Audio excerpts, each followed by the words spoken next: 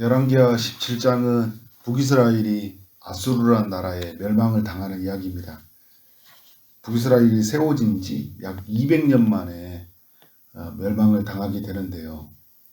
북이스라엘의 16번째 왕 무나엠이 제위할 때 아수르의 공격이 시작이 되어졌어요.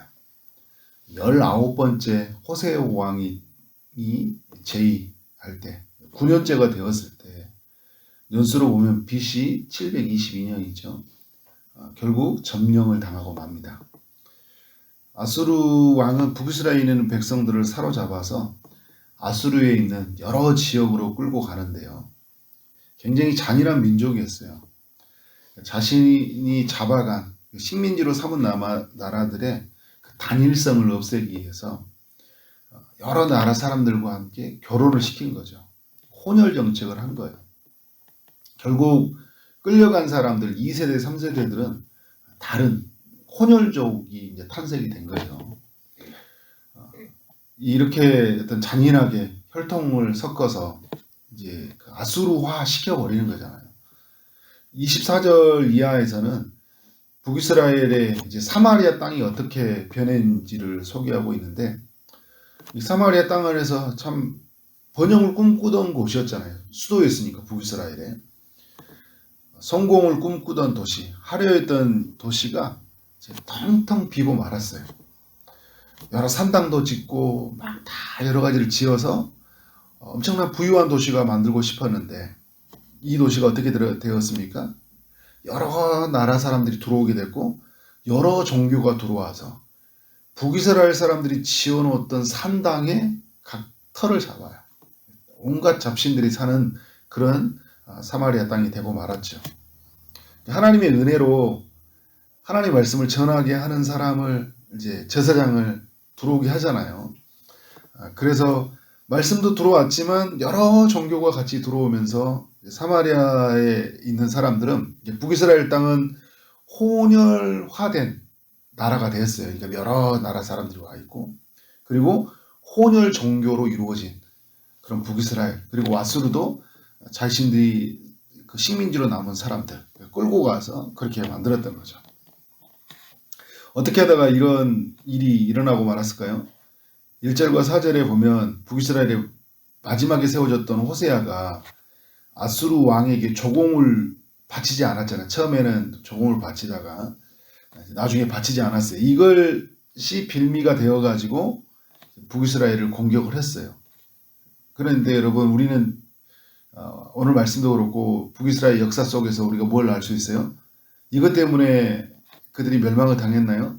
죄가 관영했고 죄는 더 이상 용서받을 수 없을 만큼 하나님의 징계를 받아야 할 만큼 어마어마하게 커졌기 때문에 결국 호세아 때에 하나님이 징계를 하신 거잖아요.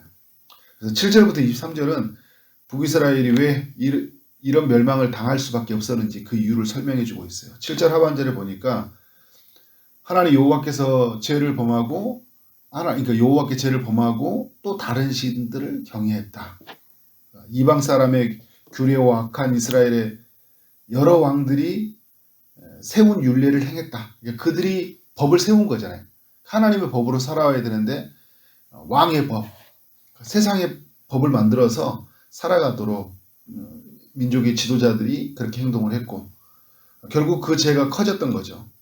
그래서 9절에 보면 이스라엘 자손이 점차로 불의를 행했대요. 점점 더 불의를 행한 거예요. 여러분, 어제도 나눴지만 죄는요 더욱 커져요. 죄는 우리의 나중에 지나다 보면 민감성을 잃어버려요. 더 큰 죄를 저지를 수 있습니다.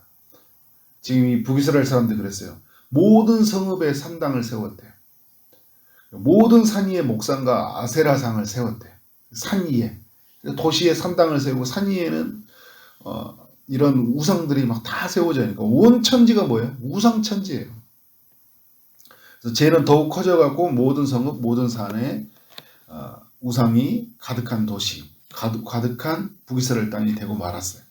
그래서 11장 17절에 보니까 북이스라엘의 죄가, 그러니까 11절과 17장 11절과 17절에 보니까 북이스라엘의 죄가 하나님을 경노하게 했다. 하나님을 분노하게 했다는 거죠. 12절 14절 보면 하나님께서 자신의 명령과 율례를 지키라고 누구를 세웠어요? 선지자와 선견자를 세워서 말씀하셨지만 이스라엘이 듣지 않았다. 이스라엘의 선지자가 이 엘리야가 있었고 또 엘리사가 있었잖아요. 이런 선지자가 어디 있어요? 남유다 땅에는 선지자들이 있지만 거의 말씀을 전하는 선지자였는데 북이스라엘은 어때요? 온갖 기적을 다 보여줬잖아요. 기적을 보여주면 잘 믿는 것 같죠? 북이스라엘 보세요. 안 믿어요. 어때요? 이런 걸 보여주는 다른 신을 찾아요. 보여주는 것이 좋은 거니까. 만져주고. 그래서 이들은 하나님을 떠났고 명령을 저버렸어요. 16절에 보니까 하나님 명령을 저버렸다. 이런 북이스라엘에게 하나님이 하신 일이 어떤 일인가요? 20절에 보면 여호와께서 이스라엘의 온 족속을 버리사 괴롭게 하시며 노략군의 손에 넘기시고 마침내 그의 앞에서 쫓아내게 하셨다. 이게 북이스라엘이 하나의 약속으로 받은 땅이잖아요. 이곳에는 죄가 머무르서는 안 되는 거예요. 이것은 불신이 머물러 있어서는 안 되는 거예요. 이곳에는 하나님과 우상이 겸하여 섬기는 땅이 아니에요. 하나님이 하시는 뭐냐면 이 땅에서 쫓아내는 거예요. 가나안 땅에 있는 사람들이 제가 간영했기 때문에 쫓겨났잖아요. 가나안 땅에 있던 사람들에게 심판이었고 이스라엘 백성들에게 약속이 성취했어요. 아브라함의 약속에. 이스라엘 사람들도 이 가나안 땅 사람들의 풍습을 쫓아서 우상을 섬기면 어떻게 된가요? 쫓겨난다는 것을 주님이 말씀하신 거잖아요. 신명기와 또 계속 그 율법을 통해서 하나님 말씀하셨어요. 17절에 보면 스스로 팔렸다고 하는 거예요. 누가 한 일이 아니에요. 예부의 사람들한테 탓할 필요가 없어요. 스스로 팔린 거예요. 스스로 죄를 범해서 이런 결과를 가져온 거예요. 그런데 여러분 하나님의 일하심이 뭐냐면 이 북이스라엘을 완전히 버리지 않았다는 거예요. 오랜 시간 동안 BC 722년이니까 예수님이 오셔서 결국은 이 사마리아 땅에 복음이 들어가거든요. 722년이라는 엄청난 긴 시간이죠. 우리가 시간으로 보면. 그런데 하나님은 버리지 않았다는 것이 이 예수님이 오셔서 어디 땅에 들어가게 됩니까? 사마리아 땅에 들어가잖아요. 혼혈적이 된 도시. 모든 민족들이 모여서 그 종교를 가지고 혼혈 종교가 되어 있는, 그러니까 종교다원주의잖아요. 온갖 잡신들이 다 모여 있는. 안산에도 보면 여러분, 안산에 여러 정말 이단들이 많고 그 뭐죠 무속인들도 되게 많잖아요. 막 여호와의 증인, 막 저쪽에 고잔동에 가보면 뭐 제일교회, 광림교회, 우리 기쁨의 농산교회 거기 있는 그런 여러 교회들 봐보세요. 보면 어때요? 교회 막 보면 막 안식일교가 있고 막 여러 막 종교들이 다 있잖아요. 거기가. 그러니까 안산도 참 그런 도시 중에 이런 게 있었죠. 근데 이 교회를 통해서 하나님의 나라가 이렇게 증거되어 가고 있는데 이 사마리아 땅이 그런 땅이었어요. 그런데 주님이 이 사마리아에 이 한 여인을 찾아갔고 그 여인에게 복음을 전하자 이 여인이 그 도시에 있는 사람들을 데리고 왔고 예수님을 만나게 해요. 그러니까 그 도시 안에 일부의 사람들이 예수님을 만나는 일이 일어났고 성령이 강림하고 예루살렘에 시작했던 복음이 온 유대로 퍼져갔고 그리고 사마리아 땅으로 전해지게 됩니다. 빌립이라는 집사를 통해 어떻게 돼요? 사마리아 땅에 가서 복음을 전하는데 그 도성에 있는 사람들이 은혜를 누리게 되고 그 사마리아 땅에 교회가 세워지고 하나님의 복음의 역사가 일어나게 된 거잖아요. 아수르라는 나라는 이 북이스라엘의 정체성을 없애려고 혼혈 정책을 세웠잖아요. 다 흐트러 버렸어요. 그런데 여러분 하나님의 성령이 이 사마리아 땅에 임하게 되니까 어떻게 돼요? 모두가 흩어져 있던 사람이 성령 안에서 하나님의 백성 안에 모이게 됐고 유대인, 헬라인 모든 유대인들이 그 사마리아 사람들을 엄청나게 혐오했거든요. 이렇게 혼혈화 돼버린 여러 종교화를 섬기는 이 사마리아 사람들을 혐오했는데 성령이 오시면서 어떻게 된 거예요?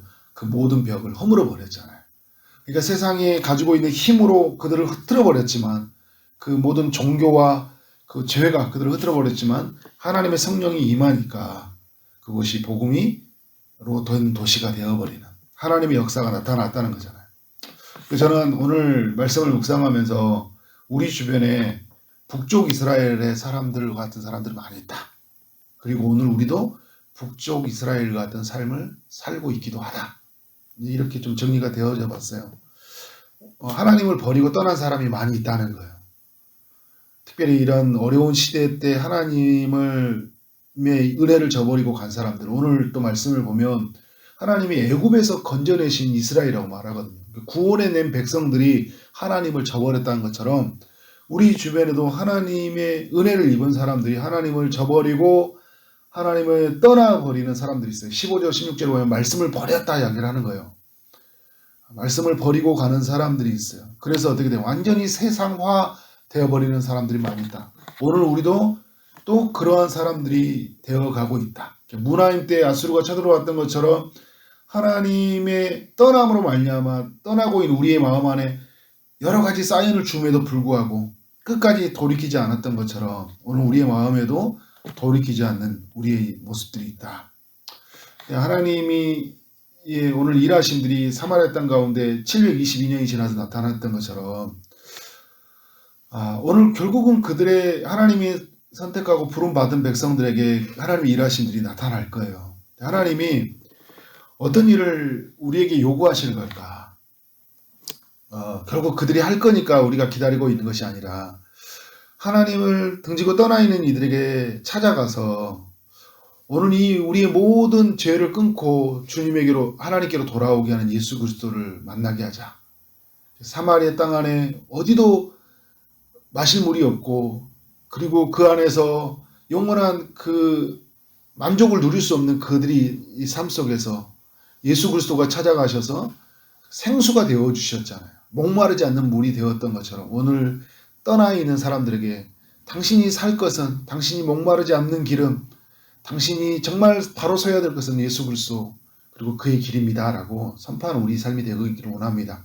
그래서 우리의 주변에 있는 사람들을 살펴보고 그들에게 예수의 사랑 앞으로 인도하는 우리의 삶의 역할이 되어야 된다. 또 우리 안에서 혹시 떠나 있는 모습이 있으면 돌이키는 우리의 삶이 되어야 된다. 그렇게 살아가는 하루, 그렇게 살아가는 여러분의 모든 평생이 되어지기를 주님의 이름으로 축원합니다. 아멘. 기도하도록 하겠습니다. 하나님 아버지, 열왕기하 17장을 통하여 교훈하여 주시니 감사합니다. 하나님, 북이스라엘의 멸망의 이야기를 보면서 주님, 우리가 반면교사로 삼아 우리가 하나님을 버리고 또 말씀을 저버렸을 때 이런 결과가 찾아온다는 것을 보고 주님, 날마다 깨어있게 하여 주시고 말씀을 붙잡고 늘 하나님만을 섬기며 살아갈 수 있도록 인도하여 주옵소서. 하나님의 사랑이 너무나 커서 하나님을 버리고 떠났던 사람들에게 찾아오셔서 생수를 부어주시고 구원해 주신 하나님, 또 성령을 통하여 그 모든 벽을 허물어 버리시고 하나로 연결해 주셨던 그 역사를 바라보며 하나님, 우리가 성령의 능력을 힘입어서 이 땅 가운데 나갈 수 있도록 역사하여 주옵소서. 하나님을 떠난 사람들, 하나님 은혜를 저버린 사람들에게 찾아가셔서 주님 외에는 소망이 없다고, 주님이 주는 영원한 그 목마르지 않은 물을 먹어야지만 우리에게 참 소망이 있다고 그렇게 선포하는 삶이 되게 하여 주옵소서. 우리 가족들 또 주변에 있는 이웃들을 찾아가서 주의 사랑으로 권면한 하루, 또 우리의 삶이 평생이 되어질 수 있도록 역사하여 주옵소서. 오늘도 주의 응답을 기다리는 이들에게 찾아가셔서 은혜를 베풀어 주시기 원합니다. 육체의 아픔 중에 있는 성도님들이 있습니다. 암으로 여러 가지 질병으로 또 고난으로 아픔 중에 있는 이들에게 찾아가셔서 치유의 손으로 만져주시고 고쳐 주옵소서. 취업을 준비하는 이들, 결혼을 준비하는 이들, 임신을 준비하는 이들이 있습니다. 출산을 준비하는 이들이 있사오니 주님 찾아가셔서 은혜를 베풀어 주옵소서. 오늘 하루 만나는 모든 사람들에게 주의 사랑이 흘러가길 원합니다. 주어진 일 최선을 다해 일하게 하심으로 말미암아 우리 하나님께 영광이요 우리 모두에게는 큰 기쁨이 되는 하루 되게 하여 주옵소서. 예수 그리스도의 이름으로 기도를 쌓옵나이다. 아멘.